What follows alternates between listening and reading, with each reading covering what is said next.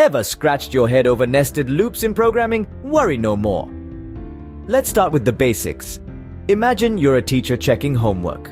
You have a class full of students and each student has a bunch of assignments. You would first go through each student, and for each student, you'd go through each of their assignments. This is a real-world example of a nested loop. In programming, a loop is a sequence of instructions that is continually repeated until a certain condition is met. A nested loop then is a loop within another loop.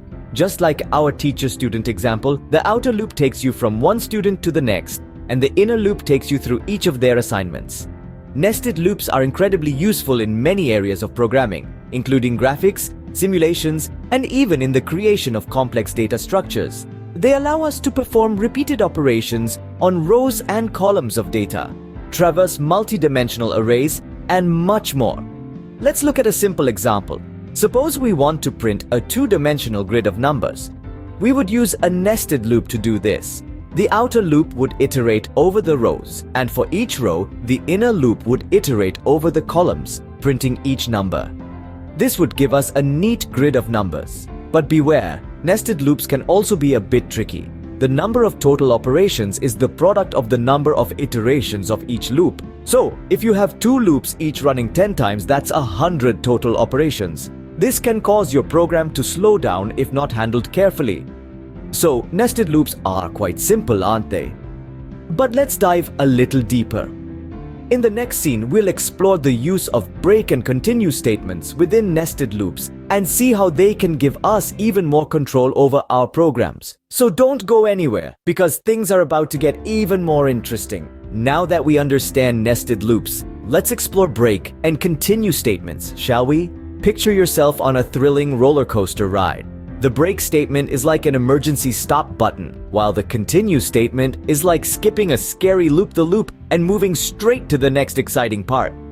Let's delve deeper. The break statement, when encountered in a loop, immediately halts the current loop and transfers execution to the next statement after the loop. Think of it as a get-out-of-loop-free card in a game of Monopoly. It's your escape hatch when you need it. Now imagine you're in a nested loop, a loop within a loop, like a set of Russian dolls. If you hit a break in the inner loop, only that loop is affected. The outer loop stays intact, continuing its course. Let's switch gears and talk about the continue statement. This one is a little trickier. When a continue statement is encountered, it skips the remaining part of the current iteration and moves on to the next one. It's like saying, "This part's not for me, let's see what's next." In the context of nested loops, a continue in the inner loop will only impact that loop, leaving the outer loop unaffected. The inner loop will skip its current iteration and jump to the next one, while the outer loop carries on as if nothing happened. Remember, break and continue are not just about stopping or skipping. They are powerful tools to control your loops. With them, you can optimize your code, making it more efficient and easier to understand. So, next time you're in a coding jam, remember these two superheroes: the break statement, your loop's emergency exit, and the continue statement, your ticket to skip to the next iteration. With these in your toolkit, you'll be navigating through nested loops with ease, like a seasoned coder on a mission. With the power of break and continue statements, you can control your nested loops like a pro. Okay, now that we're familiar with the basics, let's put our knowledge to the test with some practical examples. Imagine you're an artist, and your canvas is the console screen. Nested loops in this case can be your paintbrushes that draw patterns. To illustrate this, let's create a simple rectangular pattern. First, we'll need two loops. The outer loop will control the number of rows, while the inner loop will handle the number of columns. That's the beauty of nested loops. One loop working inside another, painting our canvas row by row, column by column. Let's say we want to create a rectangle with 5 rows and 10 columns. We set our outer loop to run 5 times and our inner loop to run 10 times. Each time the inner loop runs, it prints an asterisk, creating a column. Once the inner loop has run its course, the outer loop moves to the next row, and the process repeats. Here's the code. As you can see, each asterisk represents a point in our rectangular pattern. The end equal sign part makes sure that the asterisks are printed on the same line, creating a row. The print outside the inner loop ensures that we move to the next line after each row is printed. Hence, the outer loop controlling the rows runs 5 times. Each time it runs, the inner loop fires up and does its job 10 times, printing 10 asterisks in a row. This happens 5 times, and we get a rectangle of asterisks. So, in essence, the outer loop is like the director of a movie, guiding the big picture, while the inner loop is the diligent actor, performing its role meticulously in each scene. Nested loops, thus, provide a powerful tool to create complex patterns in a simple and elegant manner. They demonstrate how coding can be both an art and a science. And voila! A beautiful rectangle created with nested loops.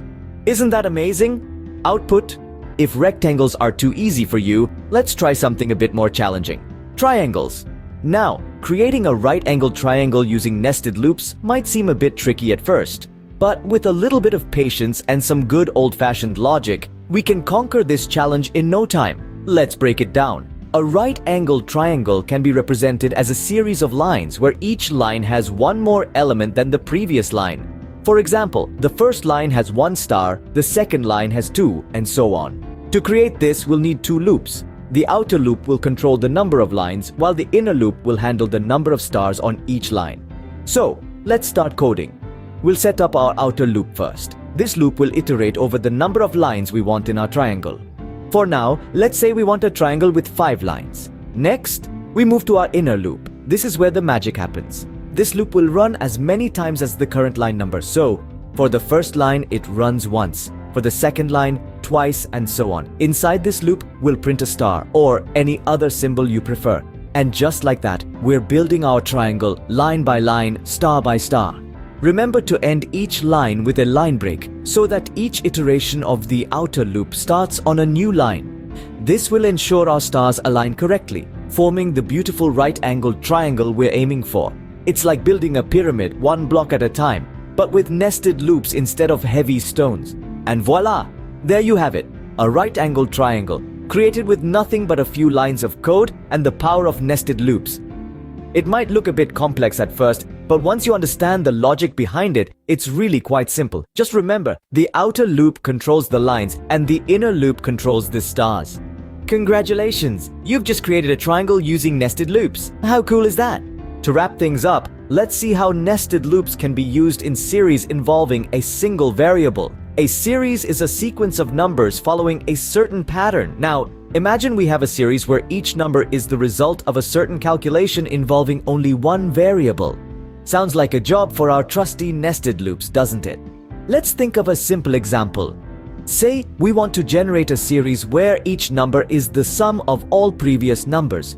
We can start with a loop for each number in our series, and within that, another loop adding up all the numbers before it. That's a nested loop in action. It's like baking a cake layer by layer, each layer depending on the one before it. Except here, we're baking up a delicious series of numbers. And there you have it. Nested loops in series. It's like magic, isn't it? Well, time really flies when you're having fun with nested loops, doesn't it? We've taken a journey through the labyrinth of codes, from the simple concept of nested loops to the use of break and continue statements. We've seen how these loops can create fascinating patterns, rectangular and triangular alike. We've also discovered how nested loops can unravel complex series involving a single variable. And remember, just like a matryoshka doll, one loop can hide another within, and yet another within that. It's the inception of programming, if you will. But don't let the complexity intimidate you. With practice, nested loops will become as easy as a walk in the park. So keep iterating, keep nesting, and keep exploring the infinite possibilities that coding presents. On behalf of SMPC Academy, I wish you a fantastic day ahead. Keep coding, keep learning, and remember, practice makes perfect.